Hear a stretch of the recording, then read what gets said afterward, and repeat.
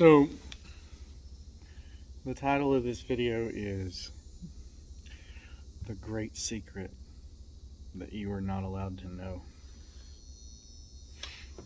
Right. Ugh, I'm having a bad hair day. Look at that. Look at that. I'm having a bad hair day. Huh. I'll be. That looks like crap. Huh. Maybe I should keep the hat on. Anyway, so the title of the video is The Great Secret You Are Not Allowed to Know. There was this guy that we're not allowed to talk about that knew of, spoke of, and wrote of the Great Secret. And so now what I'm going to do is I'm going to explain the Great Secret, and I'm going to try to put it in really simple terms that, like, anybody.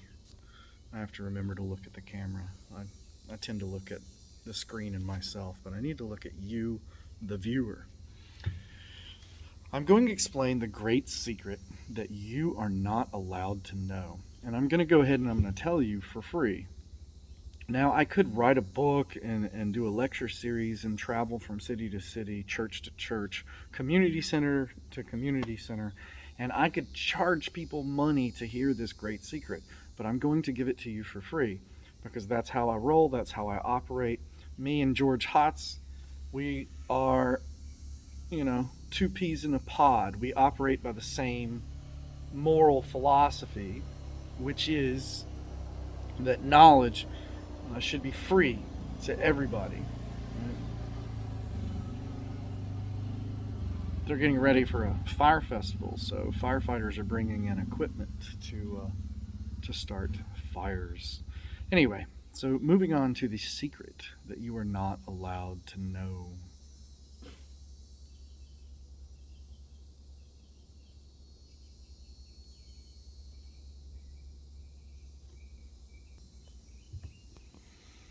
The great secret is that human thought is guided and shaped by the knowledge, learned experiences, art, aesthetic,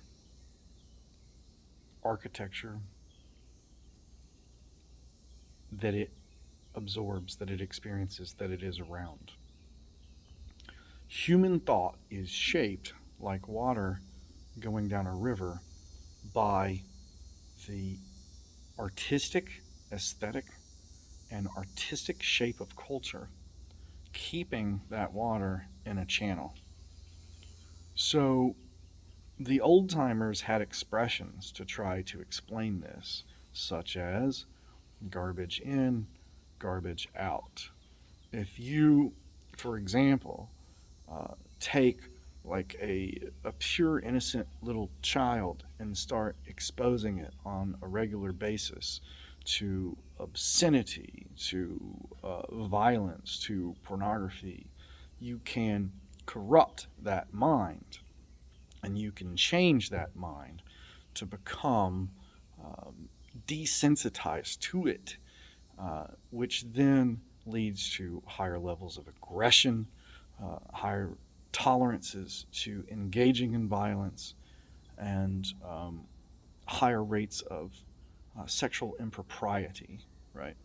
So you can take a human mind and you can pervert it and you can taint it. So the great secret that you are not allowed to know is that all human thought, all human behavior, right, flows down this channel of artistic aesthetic. So, what does that mean? How can I put that into extremely easy to digest words? The way that you build your culture, the architecture and the design of the buildings, the way that your textbooks are assembled, the way that the thoughts are put together on the page, every single thing, Even the art, when you go to a museum and you look at the art in a museum, the art that they promote over the art that they do not promote shapes culture. Culture shapes minds. Art aesthetic shapes minds. Minds create art. So, if you have a society with shit art, right, the people will follow that channel and they will become shit. And they will produce shit art. And their culture will become a shit hole. And their culture will become crap. And it will be full of people that are dumb. It will be full of people that are violent. It'll be full of sexual improprieties, right? If you, however, intentionally take a culture and you provide for it a higher artistic aesthetic, a higher artistic expression, if you take the greatest art and you exalt that above the crappy art, then culture will then follow that art and that aesthetic down the channel.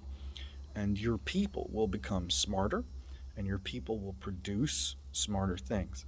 So, like, for example, right, we are currently living and seeing this unfold in real time right here in Weimar, America. Um, you have a culture in America that worships twerking and being lazy and being on welfare and having children out of wedlock, having children without jobs to support them, violence, quick to anger, the shunning of intellectualism, right? All of these things are promoted in a certain subset of culture here in America. And what you get out of it is exactly what you expect. 65% of all violent crime is produced by this subculture in America. Um, they have the highest rate of unemployment. They have by far the highest rate of fatherlessness. Their children have the highest rate of incarceration. Their children have the highest rate of sexual improprieties, the highest rate of violence on themselves is committed by members of this culture, right? So, what should human beings do as opposed to that, right?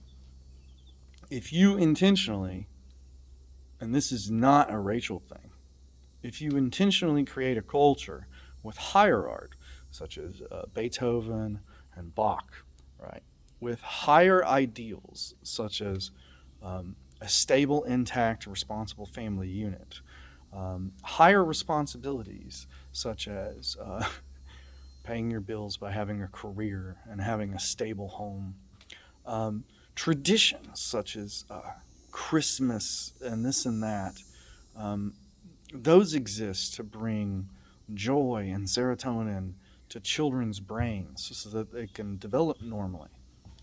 If you do nothing but surround children with like violence and depression, they're not going to develop normally. They're going to develop abnormally. So once again, I'm making this video off the cuff. If I was to write it down as a prepared statement, it would be more eloquent and flow more eloquently. But in a nutshell, if you create a society with crap culture, you're going to get a crap society. You're going to get crap people doing crappy things. But if you elevate yourself and you create a culture, right, that pushes up a higher artistic aesthetic, then the response will be the people living in that society will be smarter, they will be less violent, they will accomplish more, they will invent more things. There's study after study that shows, just letting children listen to classical music while they study their homework makes them smarter, right? Classical music in the womb, when a fetus can hear it, it makes them develop better. I mean, There are reasons for this, and I'm explaining it right here in this video. It is the great secret that you are not allowed to know. If you have the right artistic aesthetic, the right artistic culture, right, you're going to get a good and noble society, and it's going to produce good and noble fruits, right? If you have the wrong artistic aesthetic and the wrong culture, it's gonna be crap. It's gonna be warfare. It's gonna be strife. It's gonna be rape, pillaging. So this is what I mean. College students should learn this. Art comes in different forms, and art inspires everything, such as architecture is inspired by art, right? So if you have, for example, modernist art as the predominant art in a culture, then your buildings are going to be modernist buildings with a modernist construction, right? And so what we're entering now with America and all of this jazz is we are leaving the modernist culture. And modernism is all about building things. Through work, you find truth, right? That's the philosophy of modernism. Is through work you find truth. And truth is an individual thing. So there's no such thing as like a societal truth. There is an individual truth that you can obtain through work. There are societal truths, but that's when you're trying to work as a society on a grand scale to build things in modernism. Now, postmodernism, which is what America is moving towards currently, and the world is moving towards a postmodernist society. In postmodernism, there is no such thing as truth.